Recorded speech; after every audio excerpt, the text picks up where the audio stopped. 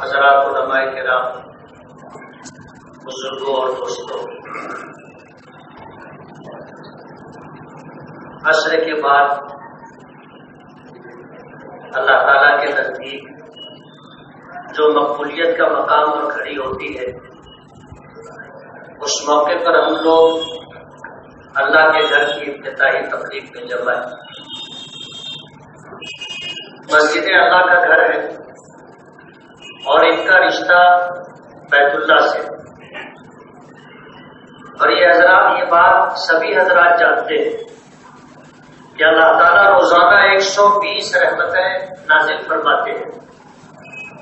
اپنے گھر سے متعلق 60 رحمتیں ان لوگوں کو اللہ پاک عطا کرتے ہیں جو بیت اللہ کا طواف کر رہے ہیں، اور 40 رحمتیں اللہ تعالیٰ ان لوگوں کو عطا کرتے ہیں جو کسی بھی قسم کی عبادت میں مصروف، اور 20 رحمتیں اللہ تعالیٰ اپنے ان بندوں کو عطا فرماتے ہیں جو مطاف میں مسجد حرام میں بیٹھ کر کے اللہ کے گھر کو احترام اور عزت کی نگاہوں سے دیکھتے ہیں۔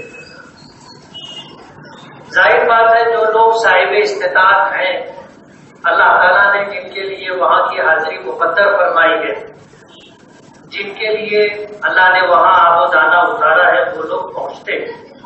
ساری دنیا نہیں جا سکتی، لیکن ظاہر بات ہے کہ اللہ تعالیٰ کے خزانے لامحدود ہیں، اور اللہ تعالیٰ کریم ہے۔ کریم ہونے کا مطلب یہ ہے کہ اللہ تعالیٰ بے مانگے بھی اپنی نعمتیں عطا فرماتے ہیں۔ اس لیے دنیا بھر میں اللہ کے وہ بندے جو اللہ کے گھر پر حج کے لیے، عمرے کے لیے نہ پہنچ سکے، اللہ تعالیٰ نے ان لوگوں کو بھی محروم نہیں رکھا۔ اگر وہ بھی یہ چاہتے ہیں کہ اللہ کے گھر سے انہیں بھی رحمتیں ملیں، تو اپنے محلے کی مسجد میں پابندی کے ساتھ 5 وقتہ نمازوں کو ادا کرتے رہیں، تو اللہ تعالیٰ کی جو رحمتیں نازل ہوتی ہیں، اللہ تعالیٰ اپنے گھر آنے جانے والے لوگوں کو بھی عطا کرتے ہیں۔ یہ اللہ تعالیٰ کا انصاف ہے،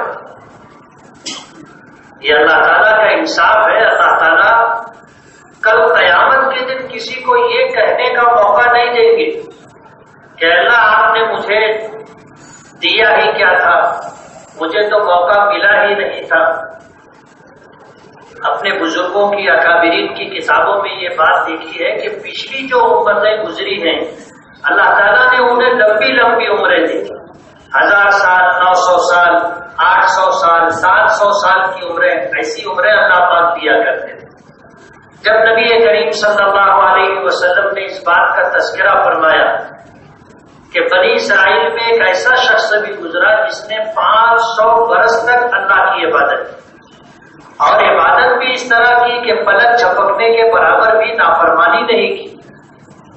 صحابہ کرام نے سنا تو یہ وہ لوگ تھے، انسانوں میں اللہ کے نزدیک ایسی مقبول جماعت تھی جن کے پیش نظر ہر وقت آخرت رہا کرتی تھی، اپنا نفع اور اپنا نقصان آخرت سے جوڑ کر کے دیکھا کرتے۔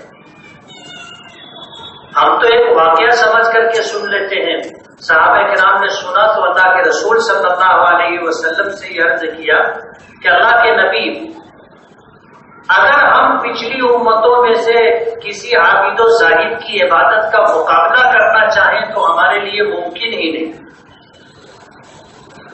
جس نے 500 برس تک عبادت کی ہو اور اس طرح کے 24 گھنٹے میں پلک جھپکنے کے برابر بھی اللہ کی نافرمانی نہ کی ہو، تو ہم تو ان کا مقابلہ کر ہی نہیں سکتے۔ ہماری کل عمر 60-70 سال کی، اس میں سونا بھی ہے، کمانا بھی ہے، کھانا بھی ہے، اور پھر اللہ کی عبادت بھی ہے۔ اگر دیکھا جائے تو ان 60-70 سالوں میں عبادت کا جو وقت ہمیں ملتا ہے اس کا مجموعہ چند سال بنے۔ ہم 2-4 سال اللہ کی عبادت کرتے ہیں تو 500 برس تک اللہ کی عبادت کرنے والے کسی عابد و زاہد کا مقابلہ تو کر ہی نہیں سکتے۔ تو اللہ تعالیٰ نے اپنے محبوب جناب رسول اللہ صلی اللہ علیہ وسلم کی امت کو مواقع عطا فرمائے۔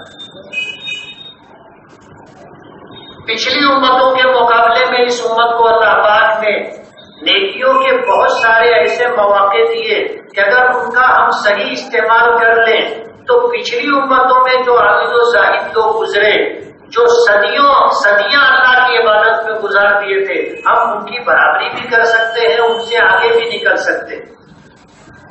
شب قدر کے نزول کے تعلق سے اگر آپ اس کا شان نزول دیکھو گے تو یہ واقعہ اس کے پیچھے ملے گا کہ صحابہ کرام کو اس بات کا احساس ہوا کہ ہم تو عمریں کم ہونے کی وجہ سے ان کی برابری نہیں کر سکتے، تو اللہ تعالیٰ نے شب قدر عطا کر، اور ایک شب قدر کو نص قرآنی کے مطابق 1000 مہینوں سے زیادہ اللہ نے فضیلت عطا کی، اور 1000 مہینوں کے 83 برس 4 ماہ سے زیادہ زمانہ اللہ کی عبادت میں گزارنے کے برابر ہے۔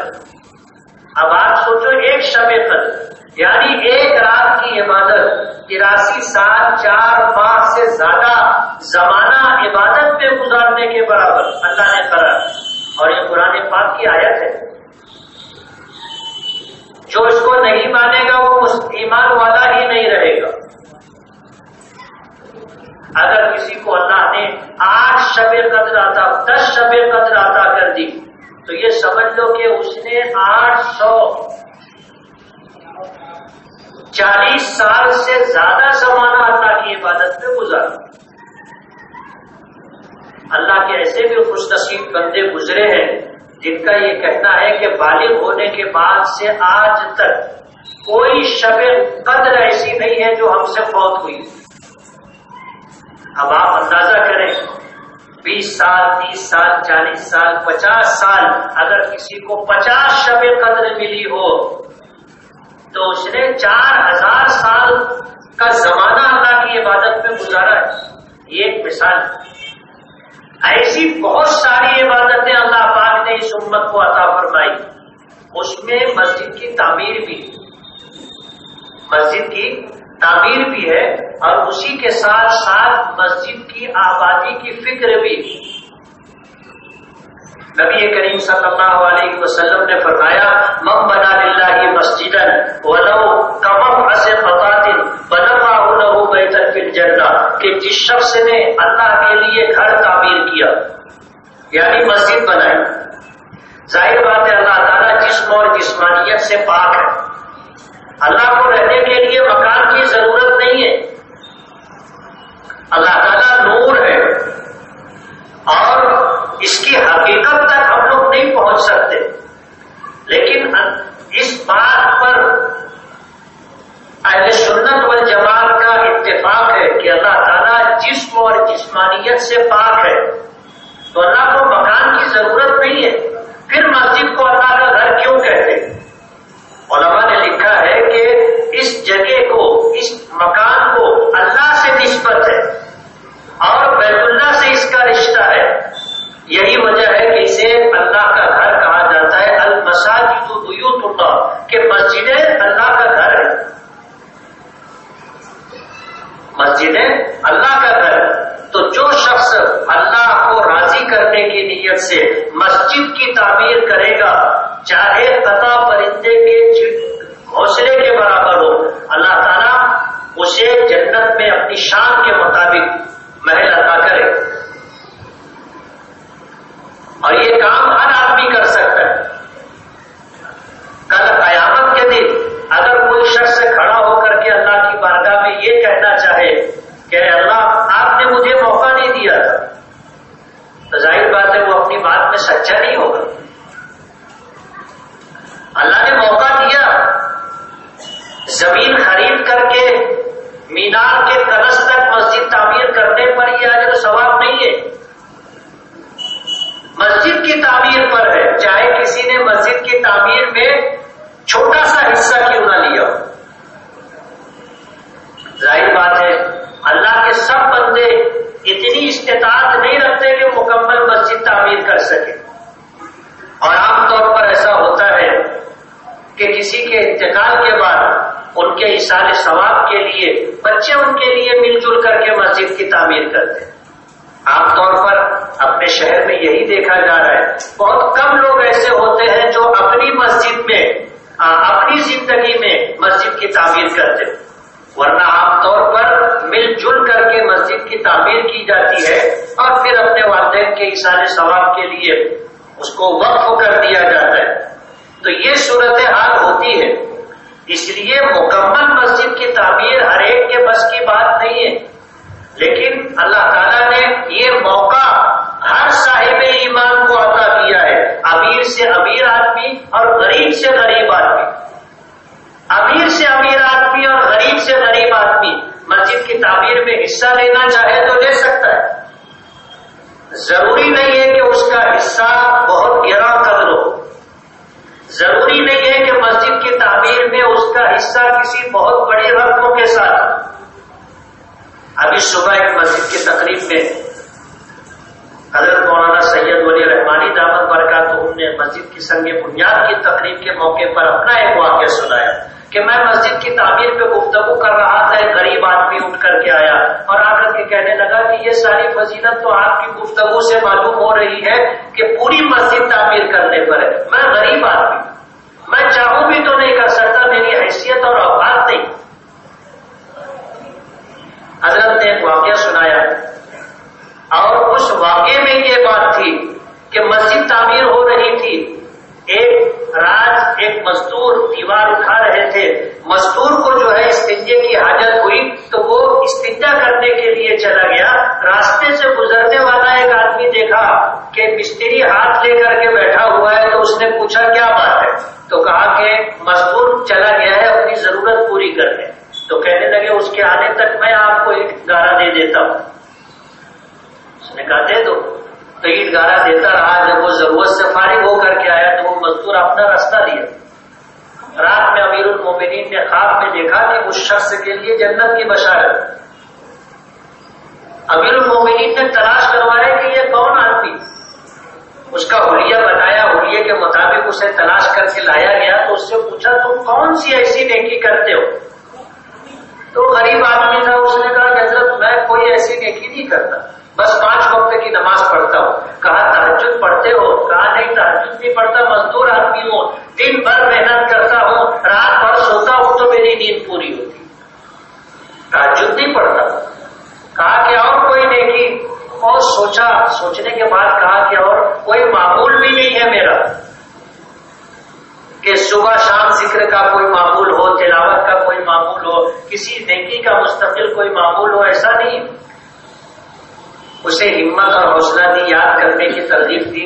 تو کہا کہ ابھی کل کی بات ہے، مسجد کی تعمیر ہو رہی تھی، مزدور نہیں تھا، اینٹ گارا میں نے تھوڑی دیر کے لیے دیا تھا، اس پر اللہ نے یہ مقام عطا کیا. تو ضروری نہیں ہے کہ مسجد کی تعمیر میں کوئی بہت گراں قدر بڑی رقموں کے ساتھ حصہ لیا جائے. اس لیے مسجدیں اللہ کا گھر ہے اور اللہ تعالیٰ کا یہ انصاف ہے. اللہ نے جنت بنائی، حدیث پاک میں آتا ہے جنت کو بھرنے کا وعدہ کیا. جنت کو بھرنے کا وعدہ کیا. جہنم بنائی، جہنم کو بھرنے کا وعدہ کیا. اور ہر انسان کے لیے اللہ نے جنت میں بھی ٹھکانہ بنایا، جہنم میں بھی ٹھکانہ بنایا. اب ظاہر بات ہے جنت کو بھرنے کا وعدہ کیا اور ہر ایک کا ٹھکانہ جنت میں بھی تھا. تب ظاہر بات ہے جو آدمی جہنم میں چلا جائے گا اس کا ٹھکانہ تو جنت میں خالی رہے گا.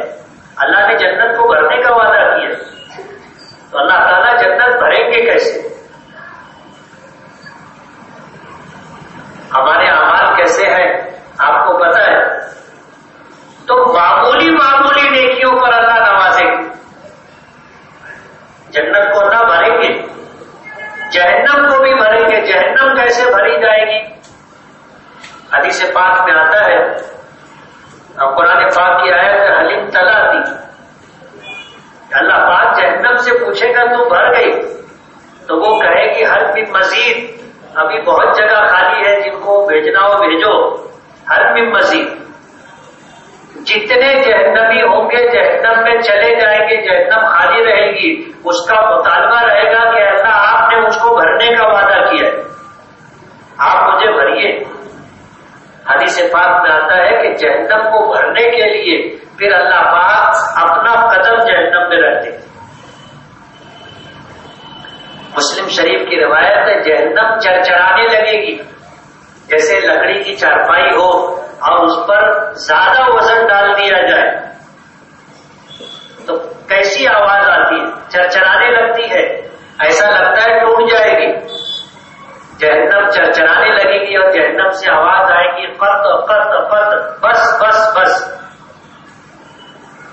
اللہ جنت کو بھی بھریں گے اور ایسے ہی بھریں گے۔ معمولی معمولی ایمان ہے، کوئی معمولی سی نیکی اللہ کو قبول، اللہ نے قبول کر لی، اللہ کو پسند آ گئی، اللہ جنت میں بھیج دیں گے۔ اللہ کو کوئی روکنے والا پوچھنے والا نہیں ہے، کوئی ٹوکنے والا نہیں ہے، اور کسی کو حق کے اعتراض بھی نہیں، کوئی اعتراض بھی نہیں کر سکتا کہ اس کو کیوں بھیج رہے، میں تو اس سے زیادہ نماز پڑھتا تھا۔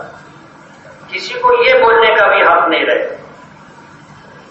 تو اللہ تعالیٰ جنت اور جہنم دونوں کو بھریں گے۔ تو میں یہ کہہ رہا تھا کہ اللہ تعالیٰ نے اس امت کے ساتھ انصاف کیا کہ عمر کم دی، لیکن نیکی کے مواقع اللہ پاک نے بے شمار عطا کی۔ حتیٰ کہ حضور نے فرمایا راستے سے کسی تکلیف دہ چیز کا ہٹا دینا بھی صدقہ ہے، اس پر بھی اللہ نے اجر و ثواب رکھا ہے۔ ماں باپ کو محبت کی نظر سے دیکھنا حج عمرے کے برابر ثواب رکھتا ہے۔ صحابہ کرام کہنے لگے ہم تو دن میں بار بار دیکھیں گے، اپنے ماں باپ کو عزت کی نظر سے، احترام کی نظر سے، محبت کے ساتھ بار بار دیکھیں گے۔ تو اللہ پاک نے حضور نے فرمایا کہ اللہ کے خزانے میں کمی نہیں ہے، ان اللہ لا یمل حتی تملوا، اللہ تعالیٰ اجر و ثواب دینے سے نہیں اکتاتا، تم لیتے لیتے تھک جاؤ گے۔ اللہ کی داد و دہش میں کمی نہیں۔ تو مسجد کی تعمیر بہت اونچا ہے۔ مسجد الحمدللہ آج جس جگہ ہم لوگ بیٹھے ہیں یہ مکمل ہو گئی، لیکن آتے ہوئے میں نے دیکھا کہ اوپر کا منزلہ ابھی نامکمل ہے۔ مسجد ابھی پوری مسجد مکمل ہو گئی ہو ایسا نہیں ہے، تو نماز جہاں جماعت خانہ ہے نماز پڑھی جائے گی یہ مکمل ہو گیا ہے کہ اب یہاں ہم باجماعت نماز ادا کر سکتے ہیں، لیکن مسجد کی دیگر ضروریات باقی ہیں۔ اور ہر مسجد کی افتتاحی تقریب کے موقع پر میں یہ بات کہا کرتا ہوں کہ اللہ تعالیٰ نے ہمیں موقع دیا ہے، ہمیں اگر معلوم ہو کہیں مسجد کی افتتاحی تقریب ہے تو اس میں وقت فارغ کر کے پہنچنا چاہیے۔ یہ پہلی نماز باجماعت اس مسجد میں ادا کی جائے گی اور یہ عمل جب تک جاری رہے گا، اور ہمیں اللہ کی رحیم و کریم ذات سے امید ہے کہ تا قیام قیامت یہ مسجد سجدوں سے، پنج وقتہ فرض نمازوں کی باجماعت ادائیگی سے آباد رہے گی۔ تو قیامت تک اس پہلی نماز میں جو لوگ شریک رہیں گے ان کو اجر و ثواب ملتا رہے گا۔ آپ اندازہ کریں، اب رہے نہ رہے مسجد تو رہے گی نا، مسجد رہے گی، مسلمان رہیں گے، مسجد کو آباد کریں گے، اپنی پیشانیوں سے اسے سجاتے رہیں گے، تو ہم نہیں رہیں گے لیکن ہمیں اجر و ثواب ملتا رہے گا۔ حدیث پاک میں آتا ہے کہ کچھ اللہ کے خوش نصیب بندے ایسے بھی ہوں گے جو دنیا میں کچھ ایسے کام کر کے گئے ہوں گے جو مستقل اجر و ثواب کا سبب ہوگا۔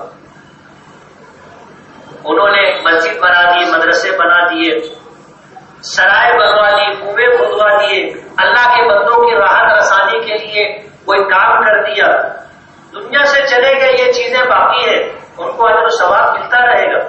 کوئی دینی علمی کام کر کے جو مستقل ہے، ان کے چلے جانے کے بعد بھی وہ ہوتا رہے گا تو ان کو اجر و ثواب ملتا رہے گا۔ اپنے پیچھے نیک اور فرما بردار اولاد چھوڑ گئے، وہ نیکیاں کرتی رہے گی، ان کو اجر و ثواب ملے گا، ان کے اجر و ثواب میں کوئی کمی نہیں ہوگی، اتنا ہی اجر و ثواب اس بچے کے ماں باپ کو اللہ پاک عطا کرے۔ یہ حدیث پاک ہے، مستقل اجر و ثواب ملتا رہے گا۔ ظاہر بات ہے یہ معمولی عمل نہیں ہے، اور اسی طرح جہاں کہیں مسجد تعمیر ہو رہی ہو تو ہم تمام لوگوں کو اس مسجد کی تعمیر میں کچھ نہ کچھ حصہ لینا چاہیے۔ ہمارے اکابرین اور بزرگ یہ فرمایا کرتے ہیں کہ ہمیشہ نیکی کے مواقع پر نیکی میں شرکت کر لینا چاہیے، رکنا نہیں چاہیے، کر لینا چاہیے شرکت۔ ہم جو اپنی حیثیت رکھتے ہیں اس حیثیت کے مطابق ہمیں مسجد کی تعمیر میں شرکت کرنا ہے، ایک بات۔ اور دوسری بات، ضروری نہیں ہے کہ آپ کوئی بہت بڑی رقم دیں۔ اللہ اس کے رسول کے فرمان کی قدر دانی یہ ہے کہ اگر ہم نے سن لیا تو اس پر عمل کر لینا چاہیے۔ ہم نے سنا، اللہ کے رسول نے فرمایا مسجد کی تعمیر اللہ کے نزدیک بہت پسندیدہ عمل ہے، اتنا پسندیدہ عمل ہے کہ اگر کسی نے مسجد کی تعمیر میں قطع چڑیے کے گھونسلے کے برابر بھی حصہ لیا تو پوری مسجد بنانے کا جو اجر و ثواب ہے اللہ اسے بھی عطا کرے گا۔ مسند عبدالرزاق کی روایت ہے کہ من بنا للہ مسجدا ولو کمفحص قطعۃ بنى الله له بیتا فی الجنہ۔ اس لیے مسجد ابھی نامکمل ہے۔ ذمہ داروں کی طرف سے یہ گزارش کی گئی ہے کہ آنے والے تمام ہی لوگوں سے یہ گزارش کی جائے کہ مسجد کی تعمیر میں آپ کا دست تعاون دراز ہونا چاہیے اور اس مسجد کی تعمیر میں آپ کا حصہ بھی ہونا چاہیے۔ اس لیے آپ سبھی حضرات سے یہ گزارش ہے کہ مسجد کی تعمیر میں اپنی حیثیت کے مطابق ضرور حصہ لیں۔ وآخر دعوانا ان الحمد للہ رب العالمین۔